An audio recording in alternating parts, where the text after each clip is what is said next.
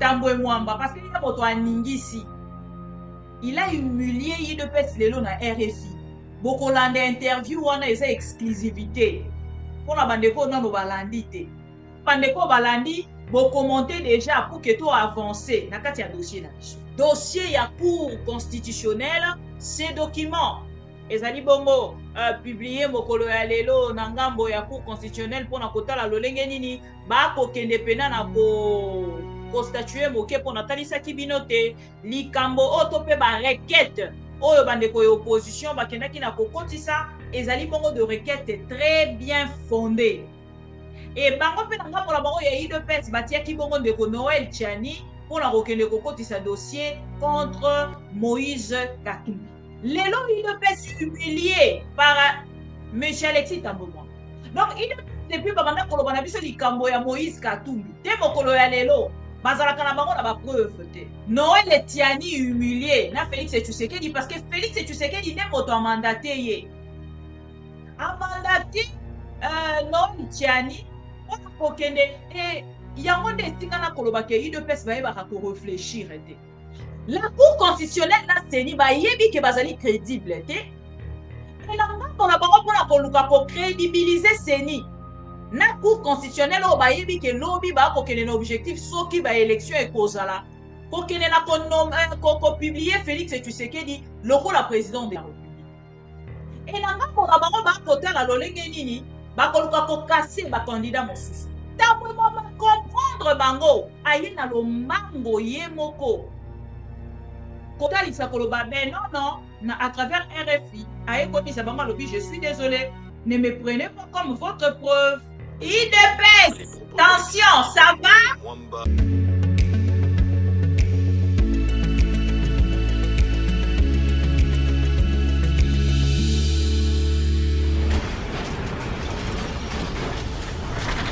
Ma mission TV, le miroir du monde. Soki omoni pouvoir ekomi na ba méthode wana elakisi ke suka na bango elingi kokoka. C'est pour cela que esengeli bolemba te. Ennemi na biso monene na minute oyo ezali bobangi. Nayoki bamusu baobi Kabila te. Kabila azane papier.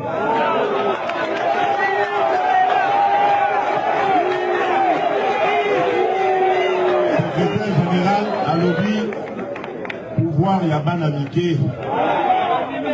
Eloko ezali kosala biso ezali kobanga. Kobanga eza kati na biso. Yango wana toza kokoka kotelemela ye te. Po entre papier na ciment eloko nini eza facile ya kokatisa. Voilà, yango na obila bino aza papier mais lokola abimisi manzaka abimisi mino akopal eza kobangisa bino. Mais biso kozali wana en tant que leader pona koyebisa bino ke boza na droit ya kobanga te. Po likambo boza kosala ezali na ba droit na bino peuple congolais souverain primaire. Bino mutu bosalaka pe bokitisaka. Botombolaka bokitisi eza bino boboyaka.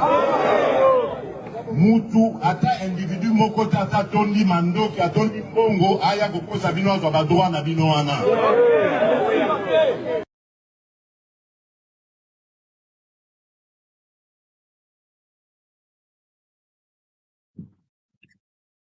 Voilà.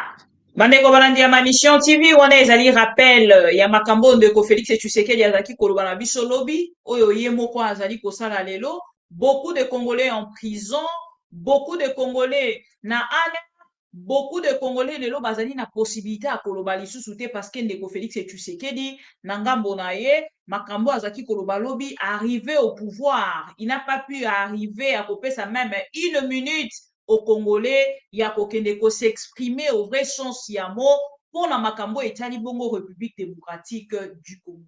Bandeko balandi ya ma mission TV natalisi bino à travers ces documents. Oyo kotalisa boyebi te IDPS biso soki tokritike te biso soki tolobi te na ngambo na bango bazalaka na pasi ya kosala makambo correctement na badénonciation na biso na bacritique na biso concernant likambo etali bongo dossier ya cour constitutionnelle ces documents ezali bongo publié mokolo ya lelo na ngambo ya cour constitutionnelle mpona kotala lolenge nini bakokende pena na kostatue moke mpona talisaki bino te likambo oyo to mpe barequête oyo bandeko ya opposition bakendaki na kokotisa ezali bongo de requête très bien fondée e bango mpe na ngambo na bango ya UDPS batiaki bongo ndeko Noël Tchani mpona kokende kokotisa dossier contre Moïse Katumbi. Alors, lelo awa na ye pour que to solola. On parle de la justice congolaise et la justice congolaise moto azalaki ministre de la justice à cette époque-là, M. Alexis Tambwe Mwamba. Lelo akomi moto alamu mpona UDPS. Ndeko nanga UDPS moto akosa bino te ezali parti politique oyo soki okoti ozwi cerveau otiki liboso ya porte ndenge balobaka ndoki akotaka na église atikaka nzoto na ye misala na ye libanda akoti na église aprie soki abimi alati yango. C'est ça l'UDPS. Lelo UDPS humilié par M. Alexis Tambwe Mwamba. Donc UDPS depuis babanda koloba na biso likambo ya Moïse Katumbi te mokolo ya lelo bazalaka na bango na bapreuve te bazalaka na bango na bapreuve te to like video to bandi émission na biso deuxième partie na biso to bandi pour que to solola et na sepeli beaucoup na ndeko na biso Hervé Diakese oyo akei kotalisa théâtre ya UDPS ndeko Mboso alobaka nyonso ezalaka théâtre te mais avec l'UDPS on constate que théâtre ekozala matin midi soir botala bino moko depuis UDPS ebanda koloba bakendaka na bango kaka kose confie preuve na bango ezali makambo oyo Alexis Tambwe alobaka à cette époque là bokolanda cette vidéo et Alexis Tambwe Mwamba aye kosala rétro nayebi te soki asali rétro pédalage je ne dirais même pas ça aye kopase interview na RFI pour dire na l'UDPS batika kokotisa ye na makambo na bango ekotutisa bango moto na Moïse Katumbi etango na koyebisa bino Noël Tiani humilié na Félix Tshisekedi parce que Félix Tshisekedi nde moto amandaté ye amandaté Noël Tiani mpona kokende yango nde esika na koloba ke UDPS bayebaka korefléchir te comment moto bopesi loi ya monene bongo toyebisaki bino ke un américain bapesi loi ya monene amema loi ya bakongolais balobi no te na lolenge nini comment bakoki koloba te Noël Tiani azali américain mais j'ai découvert une vidéo na kolinga kutu nde tobanda na yango to like video bongo na UDPS parti moko oyo oyokaka pena ya bato mitu vide ya mitu vide tokolanda video oyo boyoka nano tokozongela ndeko Tambwe Mwamba parce que ye moto aningisi il a humilié UDPS lelo na RFI bokolanda interview wana eza exclusivité mpona bandeko nano balandi te bandeko balandi bokommente déjà pour que to avance na kati ya dossier na biso kokende kopropose loi ya makambo etali bakongolais pour attirer l'autre na nationalité italienne et lui-même humilié à travers sa femme ya ça bakoli tokosanaka makambo mwa mingi et puis na lombango enga nayebisaka bino nazali var nayaka pour que na réveille bino bomekala kozonga nsima na dossier oyo ntango bosu esi bobosanaki Le président de la République, bien, que je suis la femme légitime de Noël Tchani. Il ne pas laisser. Il me connaît très bien, bien sûr. Et il connaît même mon enfant. Plusieurs fois, il est venu à l'hôtel Wanakota, Bissona Tchani. Plusieurs fois. Puis on a voté qu'il était venu voir l'enfant avant comme président. Il me connaît par le nom et par le visage. Félix est venu vous voir. Bien sûr, il est venu chez nous à la maison plusieurs fois à l'hôtel. Là, Franck Djongo me connaît. Le couple Martin Fayoulou me connaît, Roger Lumbala me connaît, Jeannette Kabila me connaît en tant que la femme de Tchanis. Beaucoup de gens. Dans la famille de Kabila aussi, bien sûr. Bien sûr. Bien sûr. Et il y a aussi beaucoup de journalistes au Baïbi qui sont la femme légitime de Noël Tchani. Beaucoup de gens me connaissent. Voilà, on a aussi la présidente de la République. S'il y a moyen, par divorce, qu'est-ce que Tchani me fait encore? Il est d'accord pour le divorce. Moi aussi, je suis d'accord pour le divorce. Pourquoi qu'on me ne connaît? Parce qu'on ne connaît pas policier, colonel, ceux qui colonel, ceux qui lieutenant, ceux qui n'ont pas de mal à l'aise à organiser dit par la police. Balu kanganga partout, kokanga bande konangai, kokende kotrake famille nanga mobimba chaque jour. Kozeng sa ba famille na bisopé. Donc comme bonangezo tambola partout, asi on bala sia avec Saliboy. Tiania avec telle place à Saliboy. Tiani ba kina ba policier ba menacer a. Na sengi na mama Denise, na ba organisation so ba soutenir kabasi. Ba kota dossier nanga oyo, en tout cas qu'il m'aide. Nazana mbongo te, je ne travaille pas. Donc, Basungangai n'a trouvé solution. N'a pas droit nangai. On y a quand même que Noël Tchani a divorcé dans les États-Unis. Papa Ebisanga a divorcé une fois. Lui-même a dit avant le mariage. Parce qu'on a tout qui est âge na yo comme koloba ozoba langa. Yemo a confirmé qu'il était divorcé une fois.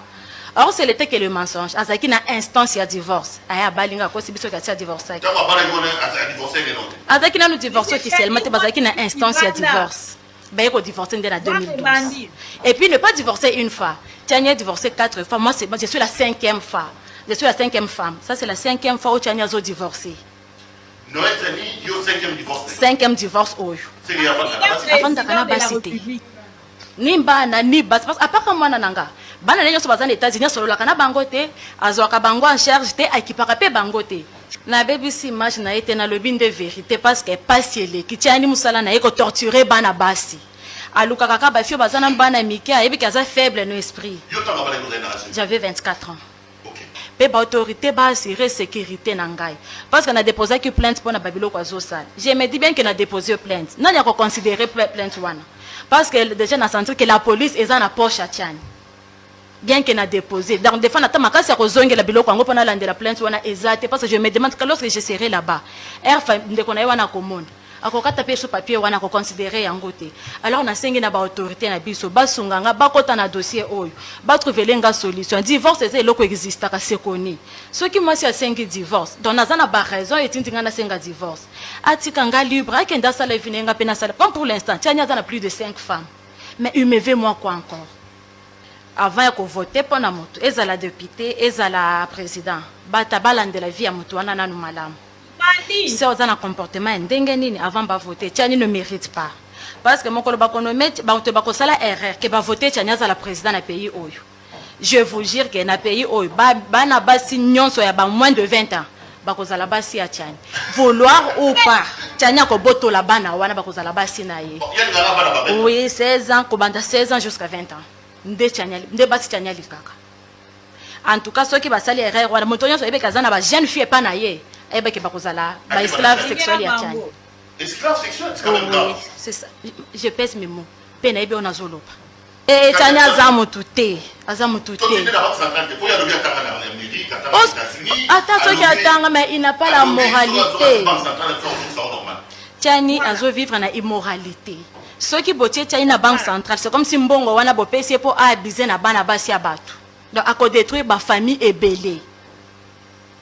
Ata ye na candidature ba voter te. Bato ba meka ko vérifier via Tchani na lobi. Tchani azo fanda na Beverly Lodge. Ezana avenue Nyembo na numéro 9. Bato ba meka ko kende ko vérifier ba expliquer bango via Tchani. Ceux qui bato ba douter na wanga na lobi, ba kende na hôtel wana ba se renseigner ba ko yebisa bango qui est réellement Noël Tchani. C'est un prédateur sexuel. Ah, effectivement. Donc, c'était une grosse erreur. Une grosse erreur. Donc, président Félix a apesa ye place ata moko te atika ya fanda ndenge afandi wana botuna ye na banque mondiale babengani ye mpona agression sexuelle babengana ye mpona agression sexuelle yango babengani na banque mondiale kuna na États-Unis effectivement je vérifié j'ai trouvé cette information tiani soki akomi président dans d'autres pays biso moko et puis ye kutu akopostule nanu ndenge nini parce na yo kakalobaka mutu akopostule fa azala congolais mwati na ye congolais lui-même il est congolais. Tiani n'est pas congolais. Posez-lui la question s'il est congolais. Non mais il était ici. Et vous avez dit il est congolais? Oui, Tiani est congolais. Moi je suis congolaise. Si on a beau moi en Congo, la femme doit avoir quelle nationalité? Nationalité congolaise. Alors, congolaise. Papa n'a tout une question hein. Nga naza congolaise, Tiani aza congolais. To boti mwana na Congo. Mwana bisa koza nationalité ni? Ya Congo. Mais comment nga za américain? Congolais. Congolaise. Moi naza américain. Tuna Tiani. Yebise ke ngande na lobby. Donc on a ambassade des États-Unis. Bah bien en tant qu'américain. Azan passeport na yaba américain. Moi na Tiani. Oui. Donc Nico. Ambassade de Bengi ngande kenda ko passeport. Nico Tiani moi d'habita moi na nunga. Moi na nga wa 6 ans. Donc les lois des États-Unis ont fait ça. OK, donner sans problème. Votre candidat. Donc moi na profité dans cette papa. Ya papa na ye. Pour moi, la tkala ko kende États-Unis, tenga également la tkala ko kende États-Unis té. Parce que moi na dû passer par là. Donc on a les États-Unis là, on va aller à OK, donner sans problème. à profiter dans cette papa. Oui. Donc Tiani on t'a kuta. Tiani nyonso bana mono kwa Tiani ezaka lokuta. En tout cas Congolais lingi Congo a voté pour na Tiani té. Ba pesa Tiani poste. Ba pesa ta poste moko ata ya mukete batika fanda ndenga zo fanda. Basa le rare wana té. Basa la kote rare wana parce que ndia ngwa zo linga so basi nyonso zo linga zo bisa bango ke le président a promettre et banque centrale. Nde façon zo zo bana basi wana facilement. Banque centrale, arma gouverneur banque centrale. Et en gros, zo basi wana facilement parce que le même message qu'il a écrit même à ma nièce. Elle a écrit un message wana. Tu retenir que Tiani c'est un prédateur sexuel. Oui. Donc il y a moi na ba mener ba le kaliboso na été. Et si Tiani ata neve na ya présenter petite amie na ye. Après comment na ka ba elio. Tiani linga ki petite amie ya mututele. Ya ba neve na ye ba présenter en tant que oncle. Bon ça va founder ka ça makambo lo ça ça va diffamation tout ça. Bon il est libre afundanga moi je me preuve. Tokata. Afundanga s'il a la course là le courage a que Mama zela. Mandekora ya ma mission TV le miroir du monde. Oh ezali va. Donc il sera bien dossier va déjà de quoi rétroviseur. Total akapuke total la lolenge nini to kotambola nini ezali na sima nini ezali liboso. Dossier oyo ya makambo etali bongo nationalité na yebisaka bino que c'est une grande distraction. On va représenter Bino, ce n'est pas la copine de Tiani, mais la femme de Noël Tiani. Bolanda peut-être na lomango, mais on a coaché la Bino pour que Bolanda pour comprendre ce qui se passe na makambo etali élection moto akojoka. Na koyebisa bino na bosolo moto akojoka na likambo etali be élection Question oyo, moi si Tiani atuna lobi, bon tourne la biso Noël Tiani.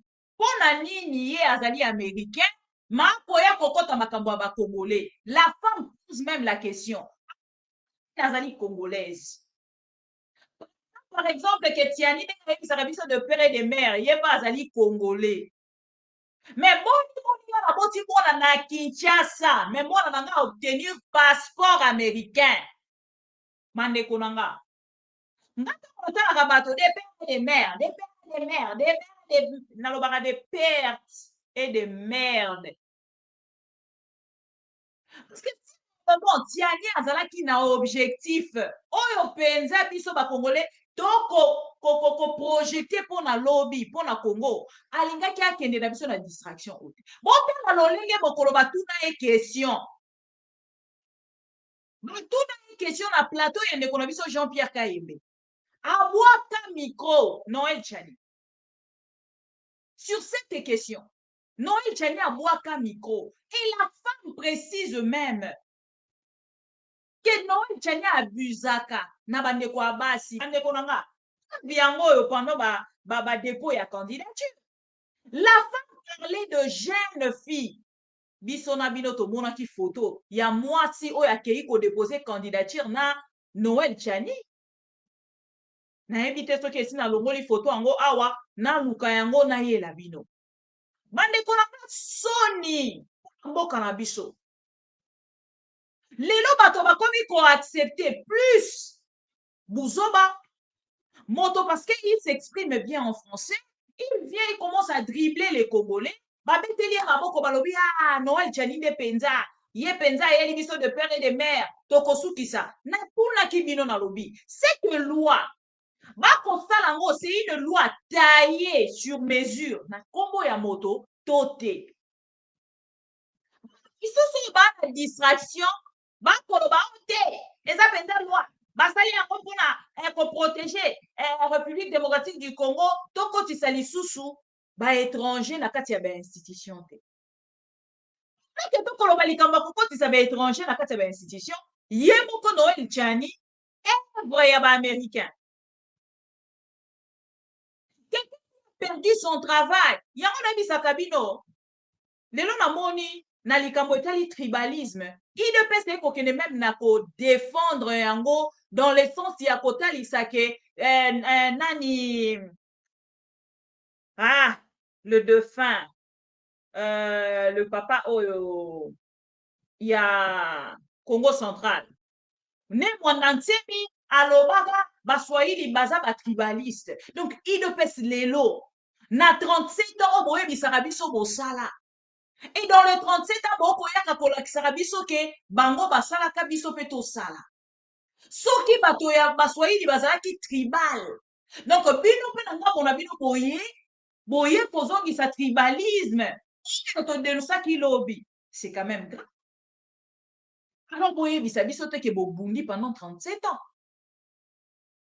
Boye bisa biso plutôt que bozalaki na ba dénonciation, bozalaki na ba fake news pour déstabiliser les autres pour arriver au pouvoir. Mais ne nous dites pas que bobanda ki kobunda parce que soki bozaki kobunda na bino esengela ki ezala bozo bunda pour na bavala. Et du coup, peuple congolais a constaté que bobundi pour na bavaleur te. Bobundi pour na bavaleur te. Yango ezali komona. Bon moto ba ko dénoncer. Na makambo somo boye pas moi c'est à Noël Tchani. Toyoka procès, s'il vous plaît. La justice congolaise a tikala pour se saisir na dossier oyo. La dame a koloba même que kenda mosika tina justice. Mais lelo idopes ba kotinda bato ba ko manipuler. Et puis ce qui se passe aujourd'hui na ngambo ya cour constitutionnelle. Moi j'ai vu ces documents ngambo na seki. La cour constitutionnelle na seni ba yebi ke bazali crédible te. Et là, on a besoin de crédibiliser Seni. Na cour constitutionnelle au bayebi ke lobby ba ko kene objectif so ki ba élection e kozala. Ko kene na ko publier Félix Tshisekedi lokola président de la République. Et là on a besoin ba kotala lolenge nini ba ko casser ba candidat mosusu. Et ne omoni pour la koluka ko crédibiliser Seni na cour constitutionnelle. Baki nanga bona bango koluka kosala nini ko publier biso document oyo pona ko buka lokuta koloba que non d'ailleurs même biso to kei na ko statuer sur dossier oyo boya bino nyonso boya ko samba mokolo ya lobi.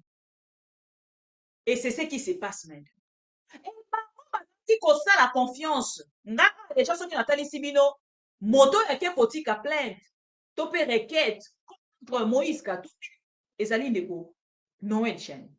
C'est là où ça prouve déjà n'est total isaka matérialisme.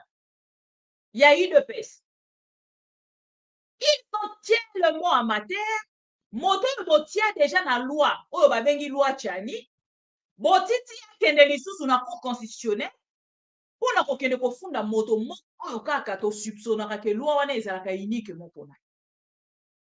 Et ti ba kokende ko funda wana confiance na bango mobimba bati yango likolo ya Alexis Tambwe Mwamba. Na vidéo moko asalaka na 2017. Tokolanda na bino cette vidéo. Et bokoyoka bino moko Alexis Tambwe Mwamba mokolo ya lelo. Il ne peut pas qu'on publier cette vidéo. Bien à Genève qu'à Paris, que l'obstacle rédhibitoire que M. Katumbi pourrait avoir pour la présidentielle, ce n'est peut-être pas ces problèmes judiciaires actuels. Pas ces problèmes judiciaires, comme je vous ai dit, le magistrat du parquet peut décider de classer le dossier pour lequel il est toujours interrogé, tout comme le juge d'appel, puisqu'il a fait appel dans le dossier de sa condamnation, le juge d'appel pourrait prendre une décision contraire. Si le juge d'appel dit qu'il est innocent et que le ministère public ne va pas en cassation contre cette décision-là, il devient libre. Si le magistrat instructeur du dossier décide, disons, de classer le dossier pour une opportunité de poursuite, ça s'arrête. Donc c'est ce que j'ai expliqué. J'ai dit, le problème de fond qu'il a, c'est la Constitution. M. Katumbi est un des grands défenseurs de l'article 70 de la Constitution, qui dit que le président de la République est élu pour un mandat de 5 ans renouvelable une seule fois. Mais tous ceux qui invoquent l'article 70 de la Constitution oublient d'autres articles de la même Constitution. L'article 10 de la Constitution dit la nationalité congolaise est une et exclusive. Quiconque a pris nationalité étrangère ne peut pas se présenter à la magistrature suprême. Et le porte-parole de M. Katumbi a été la première personne à dénoncer Sami Badibanga comme une nationalité, puisque ça sera une compétition. Beaucoup d'adversaires dans une circonscription électorale vont se charger, en fait, disons, d'enquêter. Il est évident qu'une fois que la CENI, pour les autres candidats ou la Cour constitutionnelle, pour s'agissant de la présidentielle, auront les preuves, mais la CENI devra agir en conséquence, ça c'est clair. Morali, bango se confia qui plus na oyo ndeko Tambwe Mwamba alobaka na 2017. Na komona bango kuna na kati ya Tambwe Mwamba avait dit, Tambwe Mwamba mais kokoma ti na justice. Et puis soyo, c'est que tout na temps mosusu Eliezer. Eliezer na kati ya parti ya monsieur Moïse Katumbi. Et Eliezer a kopesa biso ba précision. Bon, lolenge bato ya UDPS bazala ba traître depuis bandeko nanga. Soki Félix Tshisekedi pour les canaux télévision yemo kwa kotalisa lobi likambo nationalité wana nga na kolobela yango te, d'ailleurs même likambo ya de père et de mère nga nazalaka sur na yango te, parce que bato nyonso ya de père et de mère effectivement Félix Tshisekedi apesa na ndeko na biso Marius Munga esengeli kokende koyebisa bakongole ezali makambo ya solo. C'était makambo Félix Tshisekedi aloba. Les mères oyo ndeko Eliezer a ko dénoncer lelo. Apendi bango ba Belgiquien. Ba Belgiquien wana ba kuya ba utaki kuna na Belgique ba ye ba kokosa chef de l'État. On dirait chef de l'État aza mineur. Chef de l'État esengeli to bandako botala ndenge bazo kosa chef de l'État bo bandako protéger. Même ba projet ba koya na yango ba ko signer ba kangi misu ba signer ba bimisi ba millions. Bakei ba détourner yango ba memi yango la poto bisika bakendaka bandaki kosala ba vie na bango lobi et ba koya koyebisa biso que oh non ces gens-là qui sont en train de détourner c'est des sont des tchors qui n'aiment pas le chef de l'État. Comme si le chef de l'État n'avait pas de cerveau, azalaki lokola moto moko azali inapte ayebi ko réfléchir na eloko moko te. Et il n'a pas a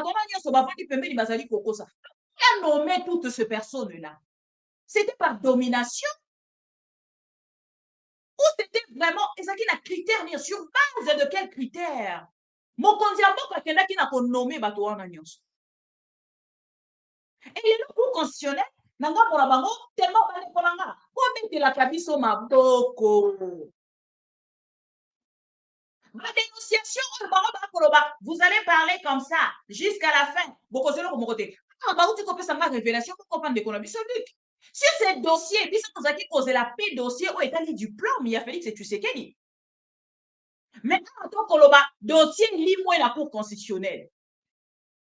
Il y a mon lobby la tindi message n'a pas de délice c'est ça. ke bakende na kotalisa biso namoni kuna baarticle ekomi kokomama ndeko Delis Esanga n'a jamais déposé une requête contre le diplôme de Félix Tshisekedi. Mon Dieu, comment ça peut changer tout de suite? Que biso depuis tokendaki toyebaki kaka ke dossier wana mpe ezali totala boye na kati ya dossier babimisi le dossier de diplôme de Félix Tshisekedi n'est pas aligné.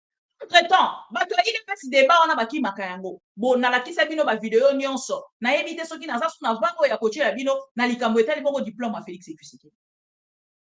Et parce confier qui plus na kati ya dossier na ba dénonciation oyo Tambwe Mwamba asalaka. Tambwe Mwamba comprendre bango aye na lomango ye moko.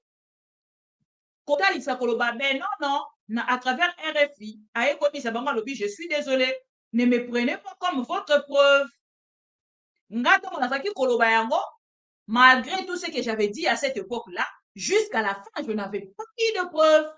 Et bato nyonso batelemaka. Et là, je viens pour vous signaler que la Cour constitutionnelle wana bakolongo la candidat mon côté. Ni Félix Tshisekedi contre ses diplômes, ni Moïse Katumbi contre la nationalité au bino boza ko décrier ce qui ni nationalité italienne, il y a lokuta po bona ba preuve. Moto azalaki ancien ministre, il y a justice, ye wana Tambwe Mwamba Alexis, aleki mokolo alelo va tokoche la bino pour que bolanda. Aye, le débat est clos. Donc, on va continuer toujours na kati ya débat wana, toyebite ba ko continuer nango lolengeni. Moto abandaki dénonciation. Ya bazali ko manigancer kuna na ngambo ya cour constitutionnelle et ça qui ndeko na biso pero loi. Je vais vous mettre aussi la vidéo, mais bon kana Tambwe Mwamba lelo ndeka kei na ko humilier l'IDPS et leur justice, to pena bandeko na bango batindaki Noël Chiani na ba mususu un américain prétend que l'autre est italien. Tokosuka wapi? Question mark. Tolanda.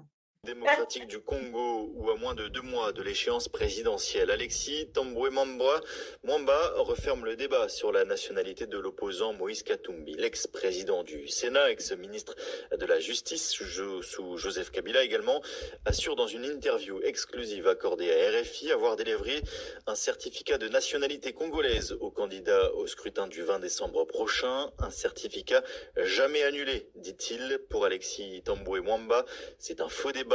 Il est au micro de Pascal Moulégois.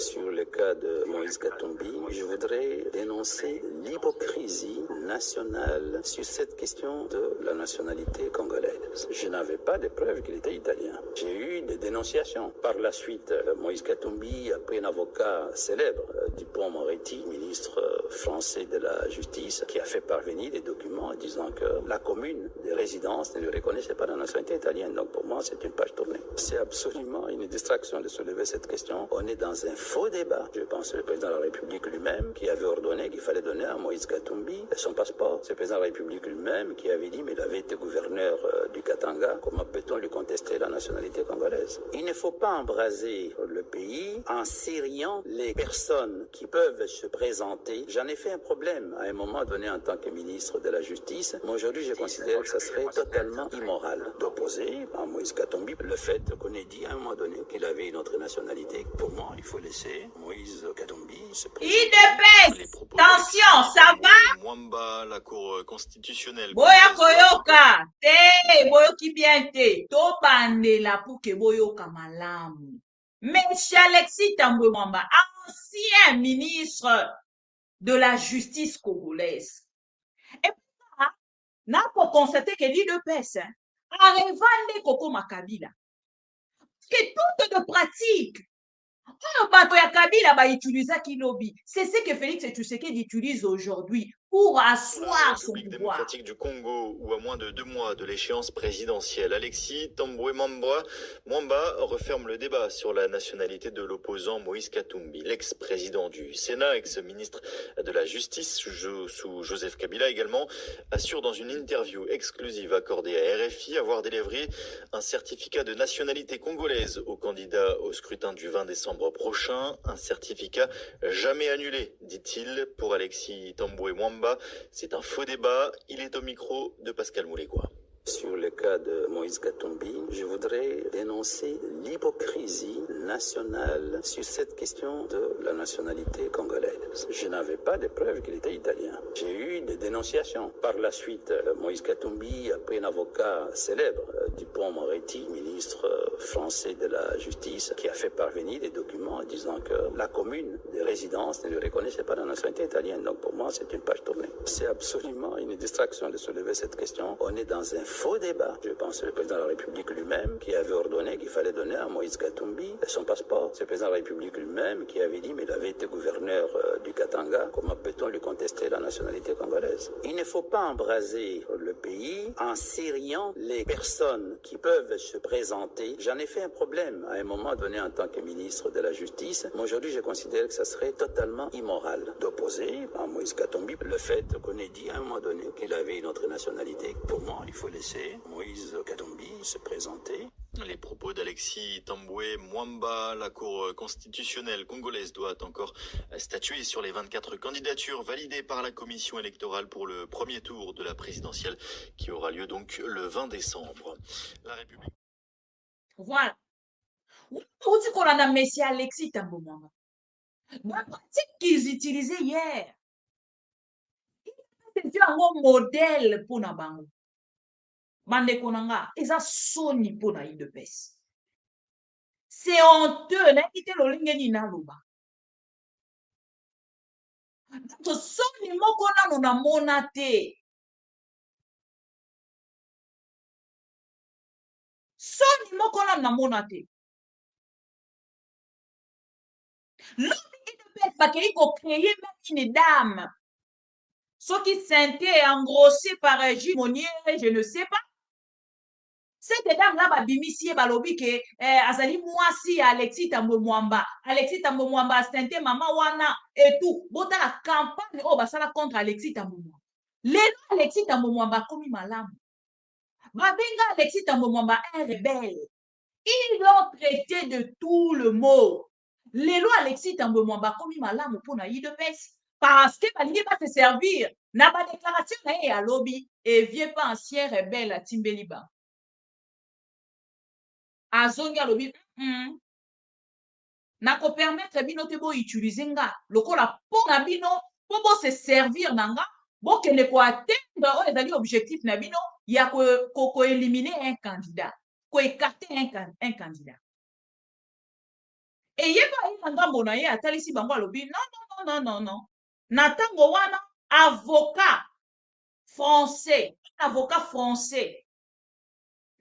donc réputé aya même koya kotalisa biso na dossier wana na justice avec de preuves que azali étranger te et azongi même si malobi même l'ancien chef de l'état alobi na bango alobi mais il était gouverneur de la ville ya Katanga.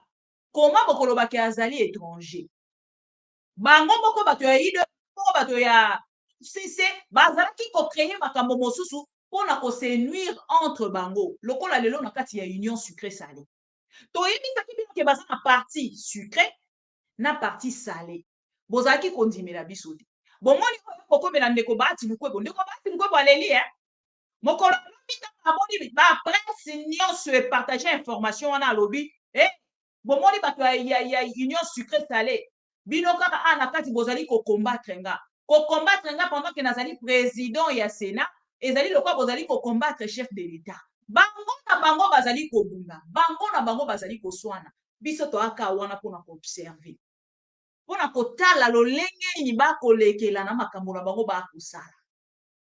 Nous serons là pour observer jusqu'à la fin parce que na 54 jours biso tozotala kaka tozo compter 56 55 53 50 tokokoma na 2 jours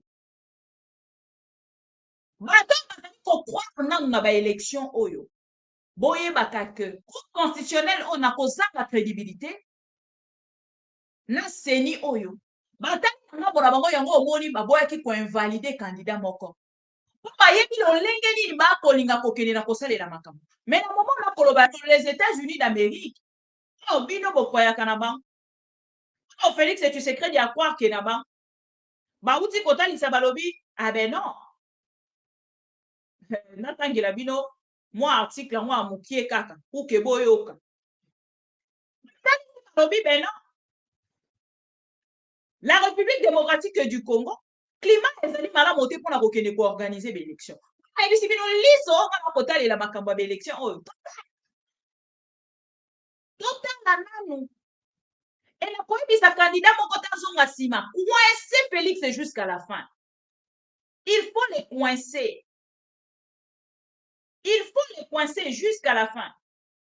Nde bokomona pena ke te bakomi pena na niveau batali balobi na makambo oyo tokoloba na makambo oyo tokotalisa biso nde bato toa na faute tokoki kokende susu mosika te tobenga bandeko tovanda na mesa ebongo opposant oyo akozonga na mesa mpo akende kovanda na Félix Tshisekedi peuple congolais akoyebana na ye tozawa tozotalela bino nyonso boyoka article oyo États-Unis d'Amérique etalisi biso mokolo ya lelo Maison Blanche boyoka.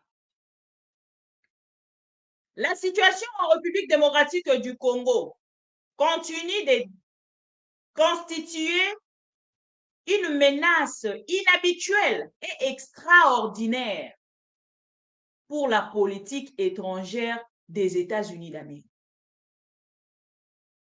Biden alobi, Biden a plongé d'un an le décret 13413 tel que modifié par le décret présidentiel 13671 qui autorise des sanctions en raison d'actions ou de politiques qui compromettent les processus démocratiques ou les institutions démocratiques en République démocratique du Congo.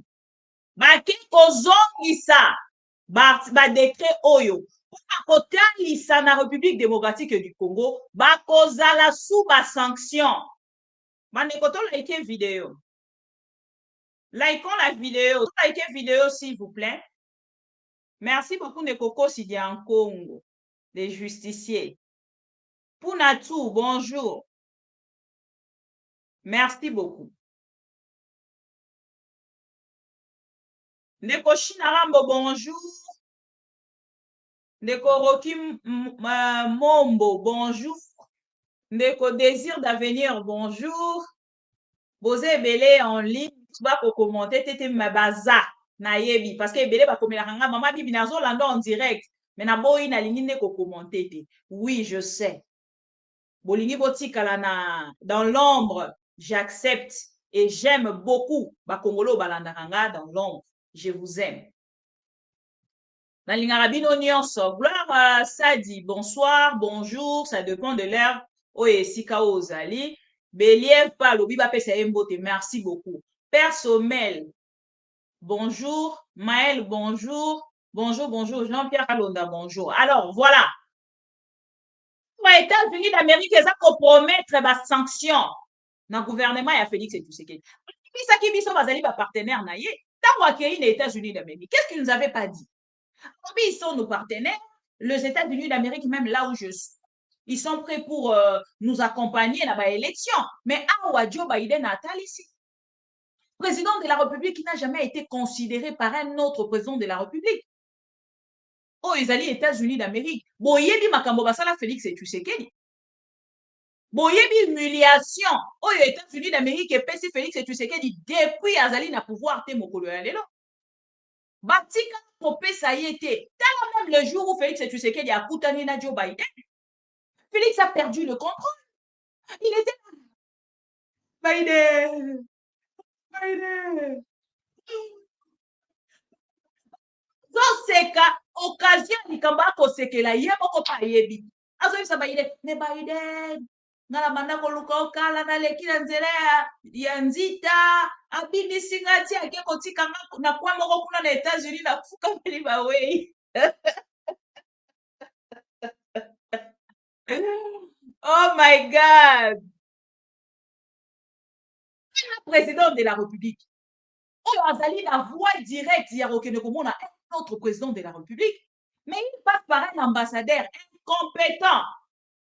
Il y a Biden, il y a Nzita, un danseur. Il a fini toutes les jeunes fille ya nani ya Bandal na Yolo. Et lelo bota la bino moko. Il est déjà sans charisme, il n'a pas de niveau, il est très complexé. Moto yé pourquoi kola na kolamuka kolota mindele.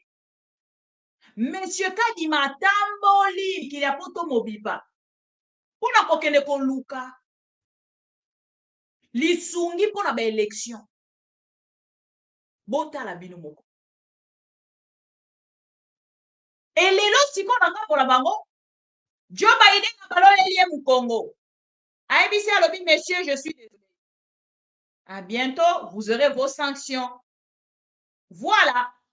Bako bongi sa ba sanction. Lolé nga azwaka Kadima pe en cours. Et puis Kadima a cause ba pression pour la démissionner. Mais Félix, tu sais qu'il y a ABC fanda wana barosa la biso elo. Bako gérer na tembe. Bako kamba na tembe. Pe bako linga ko kende ko sala ba élection na tembe. Ndeko Martin Fayulu. Tant atali pouvoir à Félix et tu sais qu'il y a le pouvoir où ezali pamba. Zwa sorti des crises oyo, to vanda to solo la, to bongisa makambo to avancé. Félix et tu sais qu'il a fait quoi? Il a la tête. Mais aujourd'hui, ils sont perdus. Ba koye ba lolenge ni ya kobanda te. Ba komona Martin Fayulu lolenge ni ya komonika.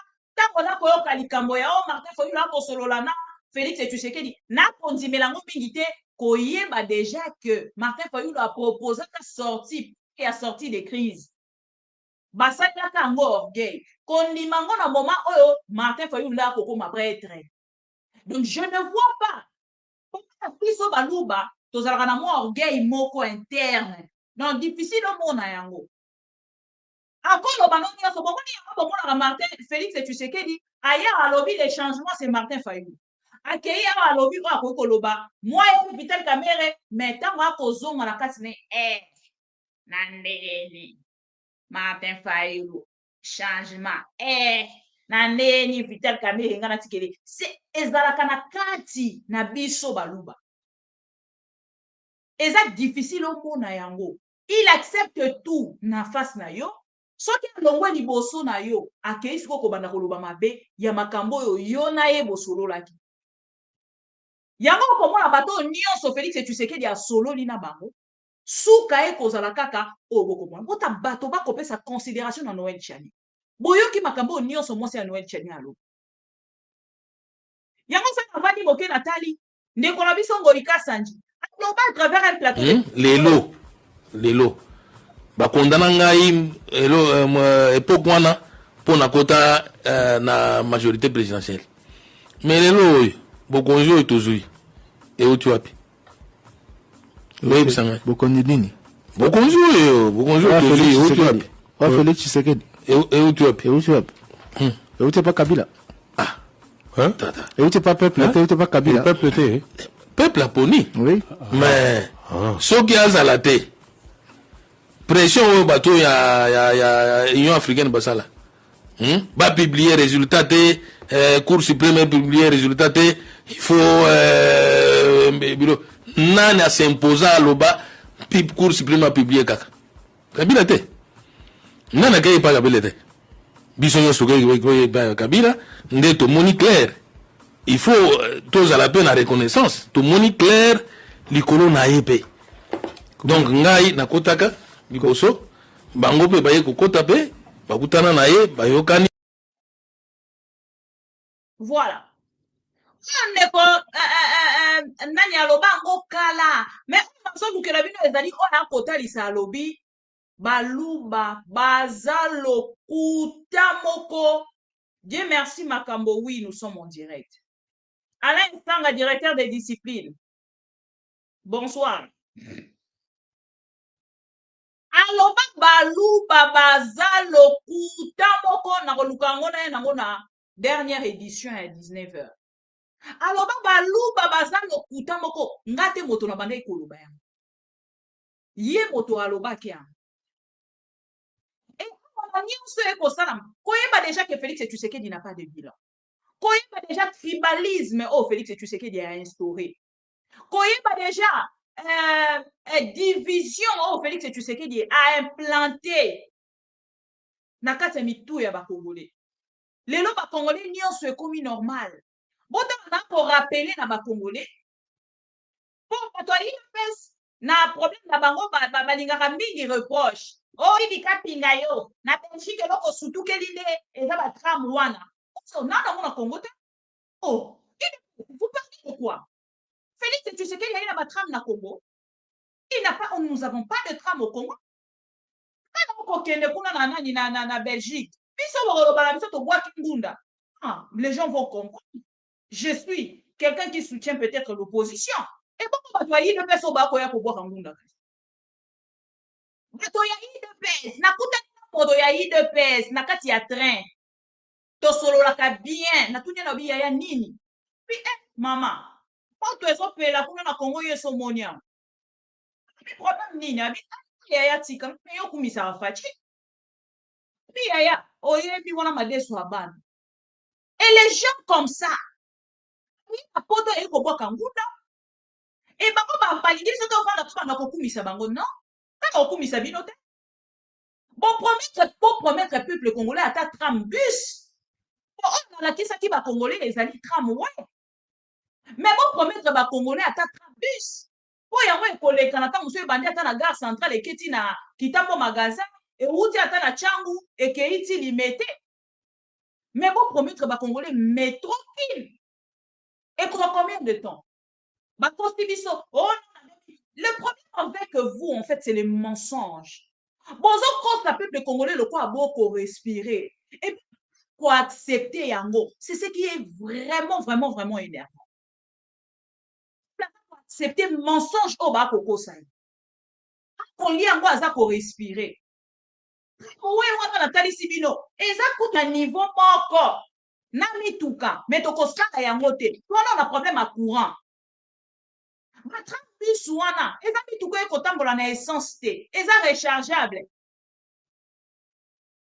tokosala yango mokolo nini towana problème à courant déjà de deux tokozala nango te mutu moko akommente alobi oh mama bibi ye ozolobela batram we wana ozolobela batram we oyebi esali combien d'années pour ke basala yango papa nyonso ebandaka na projet non projet chile gelu tosuki wapi c'était aussi un projet esuki wapi projet ya université esuki wapi projet nyonso Félix Tshisekedi aye nango oyo bomonaki facile mpona kozwa bakongolais ezalaki ram John Carlos bonsoir ezalaki ram bozwi bato mbongo ya ram na facilité et puis na komona monsieur le ministre na kombo ya nani merci beaucoup Désir pour la contribution na chat autocollant yango eloko na kolinga kolakisa bandeko mpona contribution en direct mais bato ebele on dirait nanu bayebi yango te Désir essaye de montrer aussi aux autres ça sera quelque chose de bien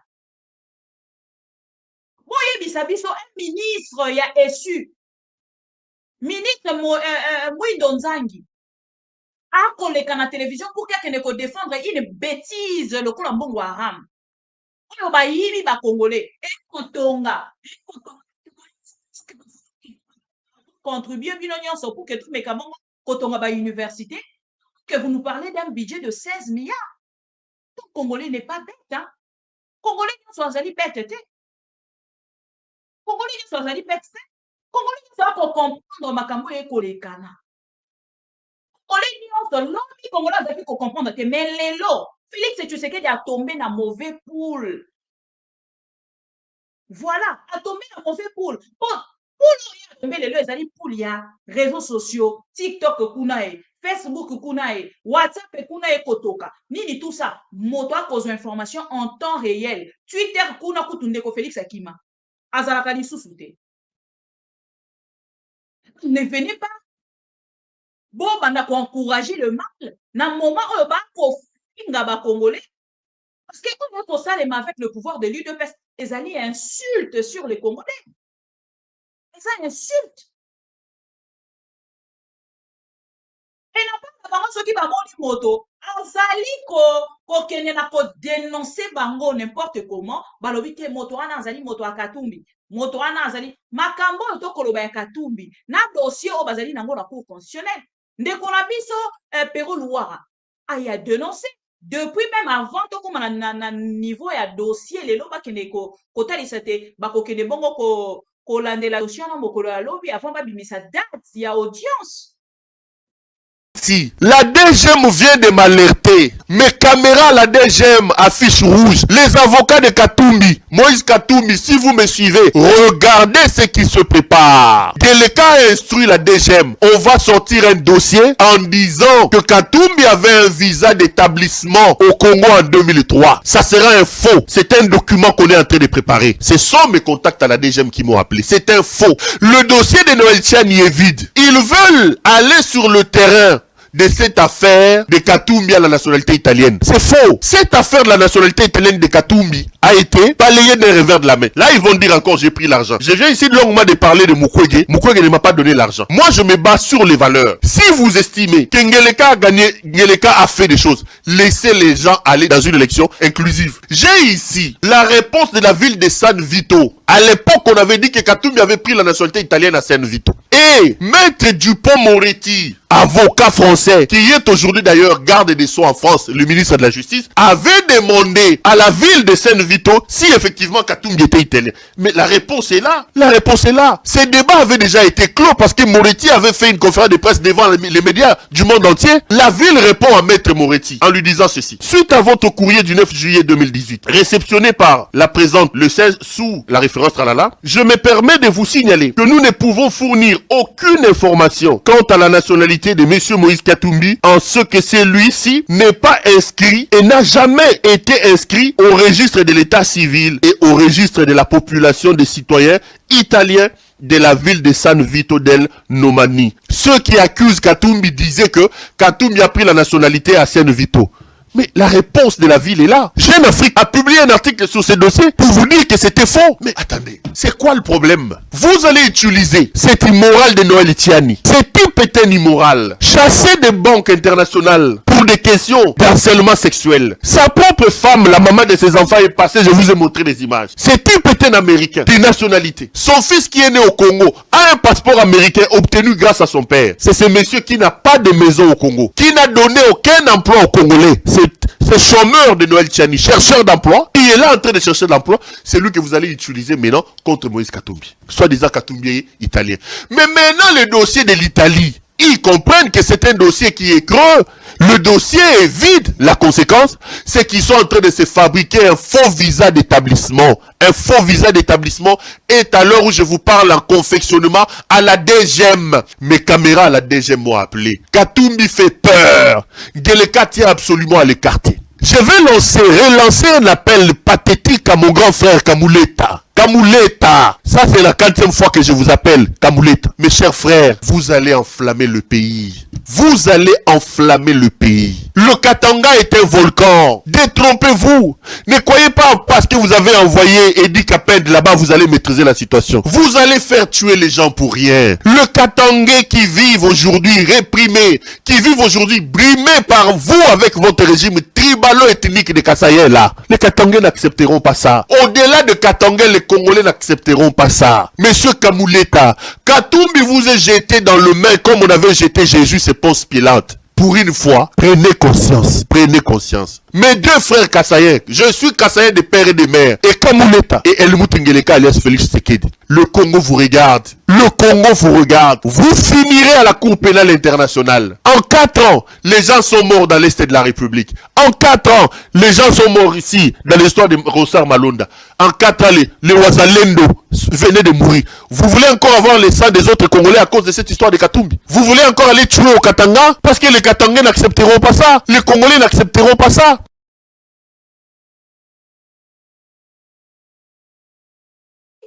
Wana IDPS bakokende koluka kobalola ba dossier pour na kotia preuve contre Katumbi. Tout ça pour prouver à une seule personne que moi je suis au pouvoir. Je vais vous montrer. Quand même que depuis un moment, tu as un dossier, il y a un décochéribé, ok? On devait toquer qu'on bosse en un dossier, il y a un décochéribé, ok?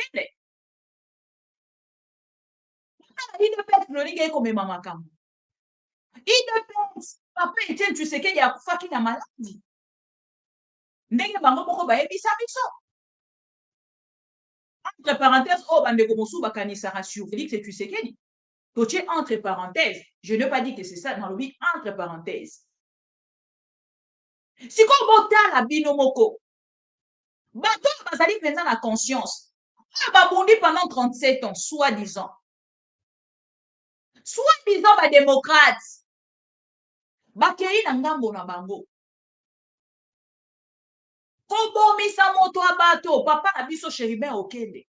Ete mokolo ya lelo, bakenda kosala kwa bazipika dossier wana.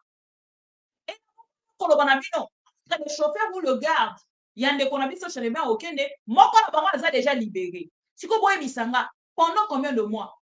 Septembre, octobre, août, septembre, octobre. Te mokolo ya lelo bazui kaka bato baboma ndeko Chéribin Okende te. Bolingi to yebisa bino te kezali Félix Tshisekedi et sa bande. Boye bisanga bino moko. Moto moko koloba, on montrer des preuves. Bino boza ma preuve. Ta moment qui Chéribin Okende bon, tozo ki ba preuve alors. Concernant Niwe ndeko Chebeya. Mais qu'il faut quand même l'un de journalistes professionnels, on attire quand même à l'aise le pouvoir à travers des publications professionnelles. Et ça gêné Félix et Tshisekedi. Il faut pas kangaï. Ici, bon, on a journaliste qui ne kotanga ba source naïe. Surtout ceux qui ont un dossier moko sensible. Journaliste qui ne kotanga ba source naïe. Et ça la marade. Mais bon, dans la procès, on est collègue. Na koyi la bino ango na pokwa. Donc, il faut insister na journaliste. Kaka, ba source na yo ezali nini? Ba source na yo ezali nini? Et si bon, avez-vous déjà vu ça? Nathan Wakabil n'est pas accusé nani. Bakangi journaliste. Ne ba journaliste bazo marché. Ne ba journaliste bazo tekana ba plateau à la télévision. Mais Félix Tshisekedi a divisé les journalistes. Depuis le dossier Perro Louara, ba journaliste est divisé. Vous avez sous la compassion. Personne n'arrive encore à commenter sur ces dossiers de notre confrère. Perro Louara est un homme fort que je félicite moralement à Azali fort. Loin de sa famille, loin de sa femme, mais il reste fort. Un homme à féliciter. Mais biso soyo, otoko commenter. Puis moi lesquels nzela nini na aéroport wana. Bakanga ya ta na aéroport wana. Ha, moto batamia lekio mayele. On va finir avec votre pouvoir, des tribalistes. Nous allons finir avec votre pouvoir. C'est le peuple qui va répondre à l'IDPS. Beaucoup si peuple pendant 37 ans. Et attends, il y a peuple qui doit réagir. Et n'a pas une réaction et un déco Hervé Diakese. Ndeko Hervé Diakese qui a réagi pour la total ça. Quand il y a comme ça les maoyo, toye bien moi ça film mo total déjà. Film tozo tala ona maramba cour constitutionnel, na maramba diplôme, on maramba diplôme à Félix Tshisekedi est limoué. Et il dit que ce dossier est très flou. Oye koleka na mokolo alobi eza comédie. Comédie de rien de tout. Comédie de rien de tout. Donc, il y a des gens qui ont malongé et commis. Ndeko Joshua Lingaye bandengeni ya kotina. Attends, je vais mettre la vidéo ya Ndeko Hervé Diakese pour kena la kisayo. 20 étapes mobeko et prévoyant donc to kamwangote to zobangango atamu kiete. Et lobi nango eloko moko ya sikate oyo emesana koloba na bazando na balabala tina base ya nzete ya limete bandakala. Mais pesi biso occasion to la kisana fasi ya mokili mobimba pena bato balinga bosolo ndenge to kosilisa lokuta nyonso oyo bato babana nango. Ndeko tiani ya bani makambo na ele lote liboso ezalaki balingaki batia makambo ya ba de père et de mère o libanda ya constitution nyonso ane ezalaki mpona kobloke Ndeko Katumbi esikoyo eza lisusu wana te ekomi ke likambo ya nationalité d'origine banda topesa dossier complet na seni epesa bato ebele pasi mpo bayaki komona lokuta na bango nde ebimi na mpwasa tokamwe te bamosusu bameka lisusu koya na oyo susu ya lokuta na cour constitutionnelle tokotelemela yango mpe tokolakisa nyonso toza na yango bato bazala kimia na motema lokola biso toza kimia toza na bosolo toza na mikanda nyonso mpe toza kosunga candidature ya mokambi ya ekolo président Moïse Katumbi muta kokamba ekolo yo na 2024 sima ya maponami oyo toza na kimi ya kote wana. Voilà.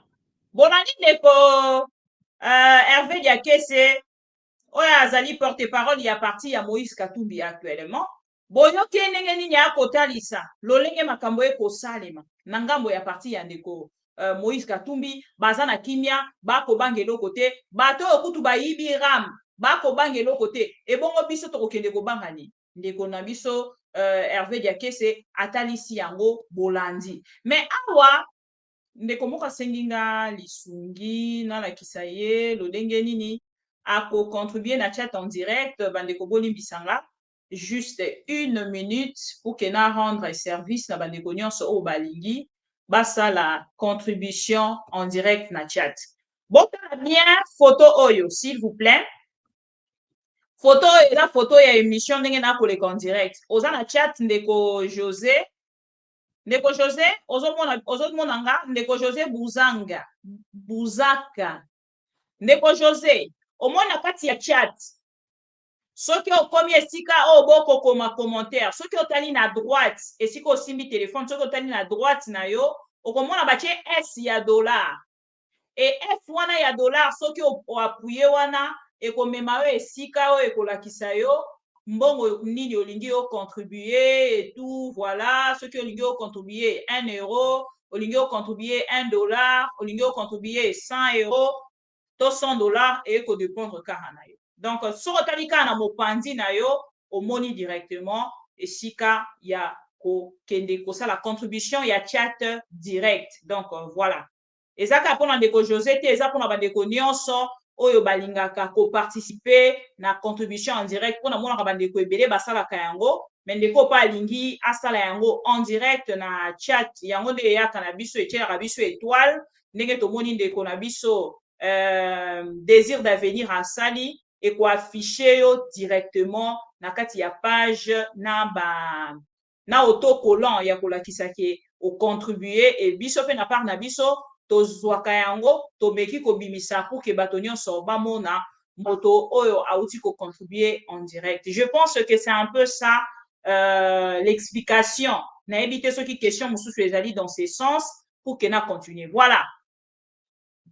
Dossier ya Félix Tshisekedi concernant les diplômes et outi kobunga na ngambo ya cour constitutionnelle. Mais na makambo nyonso toyebisi bino awa oya ko retenir ezali ke boyoki mwasi ya Noël Tchani makambo alobi concernant Noël Tchani. Ce n'est pas un monsieur crédible. Ce n'est pas un monsieur oyo tokoki ko considérer même une phrase oyo bimi na monoko na. Donc moi déjà de mon côté, je ne considère pas tout ce que Noël Tchani a lobaka. Yango moni même makambo Noël Tchani a rakoché la biso tokipaka yango te. Tango moi si Noël Tchani a lobi la biso concernant âge oyo ndeko Tchani azwaka bandeko na biso abasi bato mosusu bakoluka oh non mais cette femme là peut-être elle est haineuse ce qui nini tout ça non. Moi si Noël Tchani emoko alobi bokotala na kati ya émission oyo Noël Tchani alekaki soki botali bokomona la femme oh Noël Tchani akokumisa c'est pour faire mal à l'autre femme. Botala photo botali la femme bokotala soki bokende kotala âge na ye botali ne elongi nanga oyo ekomi mogubu boko constater que je suis plus âgé que cette femme. C'est-à-dire que ngai Noël Tchani akoki kotala ngai te. Noël Tchani atalaka plus basi à 20 ans, 30 ans, ceux qui 28 ans, 25 ans, de jeunes femmes. Bon, je ne sais pas si on a mis la liste à ma jeune femme. On a mis ça déjà trop maman makasi. Parce que j'aime trop être maman.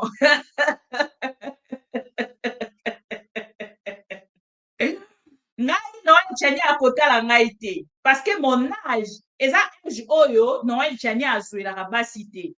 Moi, si à Noël Tchani est beaucoup à Louba. Et Noël Tchani nous a confirmé que c'était un Américain. Je ne sais pas qu'est-ce qui pique en fait l'IDPS pour que Babette la raïka à ma beau côté mokolo ya lelo. Donc, bino moko bomoni, et l'autre a signalé la katiwana ezaliti. Donc, c'est vraiment une personne. Il dit tout considérable. Il a considéré ce na koloba. Même ses propos, ezali ba propos à considérer et voilà. Na makambo nyonso akoloba, na makambo nyonso akosala. Chancelier Bolankai, merci beaucoup. Bon, moi, l'explication, c'est simple. Baraka MKS, merci pour la badge. Merci beaucoup. Merci beaucoup. Explication, c'est vraiment très simple. Namoni Kevin Ognon, pour comprendre. Pour Moto Aliboso, chancelier, voilà, Kai. Namoni Moto Aliboso a tiré contribution après le désir d'avenir. Donc, voilà. Donc, nous sommes koloba. Et l'autre, ezali à retenir, ezali que rien ne va se passer sur la liste des candidats présidents de la République. Ni Félix Tshisekedi, à cause de la bonne problème était, ni Moïse Katumbi, à cause de la bonne problème était. Waouh! Merci beaucoup, Ndeko Jacques Moussaka. Merci beaucoup. Merci beaucoup pour vos contributions en direct. Na chat. Merci beaucoup. Voilà. Donc, pour la bandeko, balingaraton, à chaque fois que vous allez en direct, vous pouvez contribuer aussi en direct selon vos moyens. C'est un peu ça. Merci beaucoup. Ndeko Moussaka Jacques. Nakoma quand même combo et pour rendre un service. Nabaki là, moto azali na katia. Voilà. Chancelier Bolankai. Voilà. Na bakisi na liste ya batoba kosala bande passante, bande défilante pour que ba mekakotia ba combo na bino na katia bande défilante. Voilà. Amis téléspectateurs de AM TV, ndenge na ebisaki bino ke dossier ya Steni toyebi déjà que ba élection o ezali na oyo koloba pe ya boire et à manger na kati ya dossier ya ba élection oyo lolenge to kokendele na yango to kolala to la muki lobi na tongo to ki Félix Tshisekedi abengi bandeko nyonso ba candidat oboya nanu to vanda na mesa to solo to tia masulo na mesa to solo to tia makambo na mesa to solo la donc boka moite parce que nga au moins na akoyebisa bino yango déjà eza eloko ekokamwisa biso te po toyebi déjà qu'ils sont limités par beaucoup de choses ba contrainte ezali ebele na kati ya ba élection. Et l'incompétence de l'UDPS, même les propos du président de la République n'est pas respecté. Bango babenga ango oh non biso eza démocratie. Te eza démocratie, pas na biso démocratie. Mais sans qu'on critique Félix Tshisekedi démocratie ici. Félix Tshisekedi a passant à l'Obarabo. Au docteur Mukwege, je le dis et j'insiste ici, c'est une fierté nationale. D'ailleurs, il tarde que on lui décerne une décoration valorisant son combat pour la réparation des femmes, son combat pour la restauration de la paix à l'Est, et il a toute ma confiance et toute mon affection. Ce n'est sûrement pas quelqu'un qu'on peut manipuler. Voilà. Wana lobaka pona ndeko Denis Mukwege. Lelo a changé, vous comprendre ngo. Tozui pona Moïse que être congolais de père et de mère suffit à garantir une bonne gestion des Congolais de père et de mère, des autres Congolais, de nos compatriotes, de père et de mère ou d'un père, d'une mère, voilà. Donc, est-ce que cela suffit comme critère pour servir son pays de manière loyale, fidèle, et ses compatriotes de manière convenable? Je ne crois pas. Je ne crois pas parce que l'histoire, même la plus récente de notre pays, nous démontre qu'il y a eu des Congolais de père et de mère qui ont participé à la ruine de notre pays. Donc c'est pas un critère. C'est tout ce que moi je peux dire. C'est pas un critère. Ceux qui pensent que c'est un critère, c'est à eux d'argumenter. Wana lobaki pona Moïse Katumbi na likambo etali loi de père et de mère. Donc si ba ko tata bana bango moko lelo ba yebi eloko balingi te pona ko silisa alobaka oyo bola la continue ils feront leur choix. Mais en tout cas, moi, j'ai fait le choix du changement. Et le changement, aujourd'hui, s'appelle Martin Fayot. Bravo. Merci beaucoup. Pardon? La continuité de la Kabylie continue. Ils feront leur choix. Mais en tout cas, moi, j'ai fait le choix du changement. Et le changement, aujourd'hui, s'appelle Martin Fayot. Bravo. Merci beaucoup. Pardon? Donc, c'est un monsieur qui change selon climat. À moto à 4 saisons. Avant, il y a 4 saisons. Et les autres qui moto pe ko kende na 4 saisons. Et c'est ngeli bo kende na ko comprendre. Donc, à kenda na ko ça la commentaire, topé critique, na moment oyo motema na elingi, na moment oyo kutu ya 4 saisons ezalaka. Et là, on est là, ezali na ngonga na yango. Automne ezali na ngonga na yango, hiver ezali na ngonga na yango, été ezali na ngonga na yango. Et voilà, on vous l'appelle en Mongana. Mais oh, il y a Félix et tu sais qui dit, et ça l'olengi wana. Mokolo alali à la mouki, les changements c'est Martin Fayulu. Mokolo alali à la mouki, Congo et Koki kozala, kozwa changement kaka na bato de père et de mère. Mokolo alali à la mouki, oh ba candidat de l'étranger. Alors, to sali ndengeni. Voilà. Bandeko Balanyama Mission TV, merci beaucoup pour votre fidélité, confiance et de montrer na moment nyonso tozalaka na ba direct na biso ndeko moko lobi abisinga lobi mama bibi il faut aussi lisaka tous ces derniers temps na vidéo ya ba promesse ya Félix et Tshisekedi oyo asala biso ba congolais et kozala malamu mingi pour que ba congolais bayebaka ba promesse ya Félix et Tshisekedi asala biso aussi lisa na vidéo oyo. Compagnie nationale se dotera bientôt de nouveaux aéronefs pour agrandir sa flotte afin de mieux desservir le Congo profond. Je me réjouis de la signature entre Congo Airways et Airbus pour l'acquisition de 2 aéronefs neufs de type A220-300 de 132 places chacun, 2 aéronefs de type E175 de 76 places chacun, avec la société brésilienne Embraer, et 2 aéronefs de type ATR 49-600 de 48 places chacun, ce qui porte à un effectif total de 8 avions neufs qui devront s'ajouter à la flotte existante de la compagnie nationale. La première livraison interviendra en décembre 2020.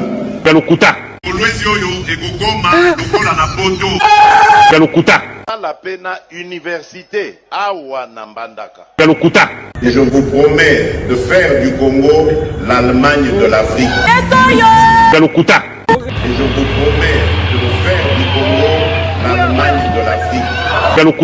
Vous allez voir un Congo système ça adapte, je dis distributeur automatique de promesses. Démagogie. Au Burundi Sabino Moto dans makambo ya lokuta. Merci beaucoup na kobungisa biso moto na makambo ya lokuta mais au moins Eliezer Ntambo atalisaki biso bosolo na oyo ezali bongo bilan ya Félix et Tshisekedi. Ya François Matamuzola tomoni message na yo bon boulot. Alain Sanga merci beaucoup la famille Pro Congo merci na ba Pro Congo nyonso oh bozali bongo connecté à ce moment tokutani bongo dans un temps pour moi une petite pause ya kolia komela moi jus pour récolter les sous-sous d'actualité pour na kozongela bino en pleine forme. Gloire Sadi, bonsoir. Niki Pai, bonsoir. Bonsoir à vous tous. Bozala Kande Zoua.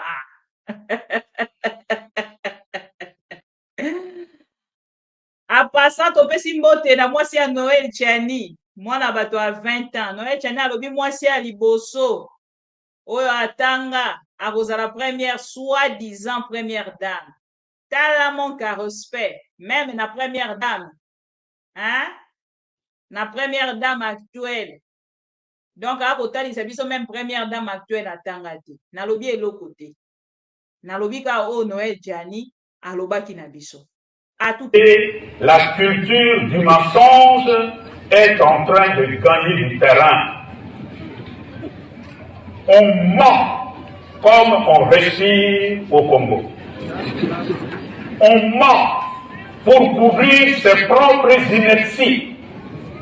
On ment pour couvrir son incompétence et parfois pour justifier son irresponsabilité. On ment. Tango boko yo kanzembo yo boko luka bokanganga mutu na yembaki yango oh meko luka barebele bazokata batumi toujours nuit bozoko kate gouvernement de merde très nul. C'est moi Moïse Nzanzu Makasi. Peuple congolais soyons unis. Ennemi aza na porte na biso encore azali na mawate soki tomi bateli te o gouvernement kosunga biso te o bazoki pe mawa na biso te o tokoma na Beni Adef Nalu bazoboma bato neti basoso. Est-ce que gouvernement bozangi force ya kobonisa bango? Tokoma na Bunia bakodeko bazokatakata ba toujours et nuit. Est-ce que général Eluboyo zomona te oh? La pays Congo, pas de président, pas de gouvernement. Ce sont des voyous, ce sont des imbéciles. Balingi kakalo kumutango population zombo mama miso na bango. Quelle sorte de gouvernement? Peuple congolais, disons la vérité. Ongande général Kostandima, ongande major Kabila. Na kuzanga soni bozo tourne na bakarke basoda batonde libino nzoto mobimba. Mais peuple bazo